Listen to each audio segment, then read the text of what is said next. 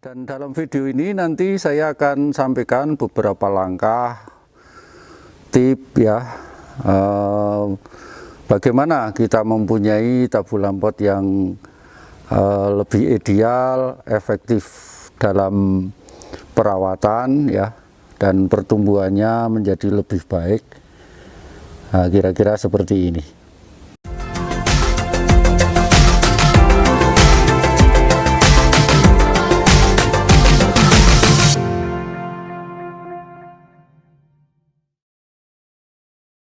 Ada banyak hal yang perlu kita sampaikan. Yang pertama adalah kita kenal bahwa yang namanya cangkokan itu biasanya lebih gede daripada kita memulai daripada bibit awal.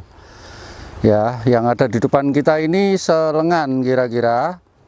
Ya, ini sangat cocok dan kita memang setting pendek ya, sehingga rimbun, kemudian tidak mudah oleng. Yang kedua, kita memilih itoh cangkok ini karena apa? Spasi daun ya. Biasanya ini tidak terlalu panjang, rapat gitu ya, sehingga cepat kelihatan rimbun dan potensi buahnya juga artinya lebih banyak.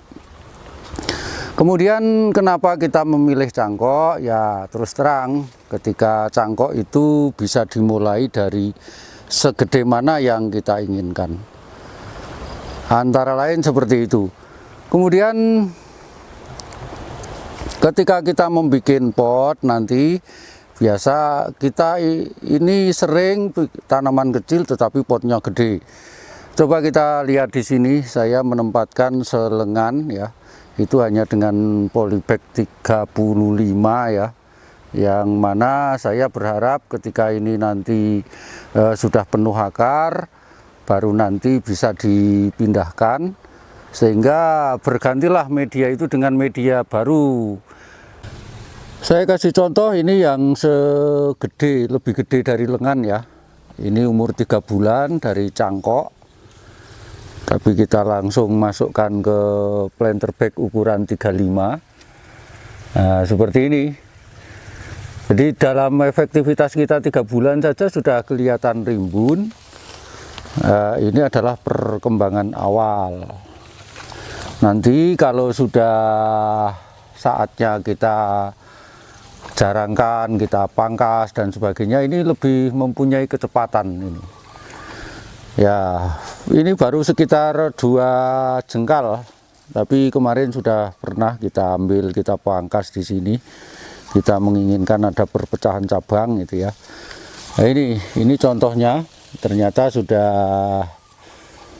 lebih rimbun. Bandingkan saja ini ketika ditanam dari bibit standar 75 cm gede sejari, ini mungkin perlu waktu berapa tahun gitu ya. Nah, disitulah sehingga kita juga cukup lama dalam penantian. Tidak seperti pernyataan banyak orang yang mengatakan sekalian potnya besar jadi 2 tahun 3 tahun nggak usah ganti sampai buah. Nah, itu nggak tahu saya dari mana itu paham yang seperti itu ya. Kemudian yang berikutnya akan kami sampaikan pula bahwa untuk media kita harus usahakan porus ya. Porus itu artinya kita campur dengan sekam, kemudian sudah betul-betul lama, kemudian tidak mudah air mengendong gitu ya, sehingga air langsung meresap keluar itu, sehingga tidak asam, akar akhirnya bisa berjalan dengan baik. Ini adalah contoh yang 1 bulan lalu kita pruning di sini ya. Dan ingat ketika pruning kita harus sudah tua, kemudian dalam kondisi sehat, maka akan muncul beberapa, dan ini kemarin sempat kita jarangkan ya, bentuknya seperti ini. Kalau ini nanti akan menjadi tanaman yang rimbun. Nah, saya kasih contoh lagi ini. Nah, Kemudian ketinggian cabang ya, ketinggian pohon itu harus kita perhatikan. Ya biasanya jangan terlalu tinggi karena mudah oleng. Kemudian kelebaran daripada tajuk ini juga akan dipertimbangkan juga. Kalau terlalu lebar biasanya juga mudah oleng atau enggak pantas. Tapi kalau terlalu naik gitu ya lucu gitu ya.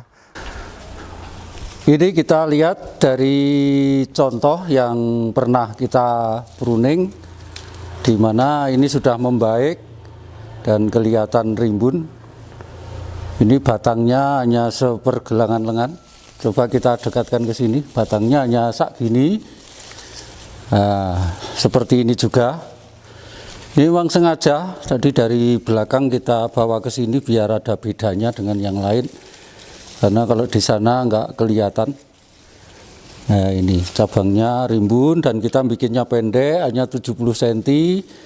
Dan kita perlu ingat bahwa ketika kita membuat tabu lampot ini tajuknya, lebarnya, tingginya ya, itu jangan sampai diperkirakan oleng.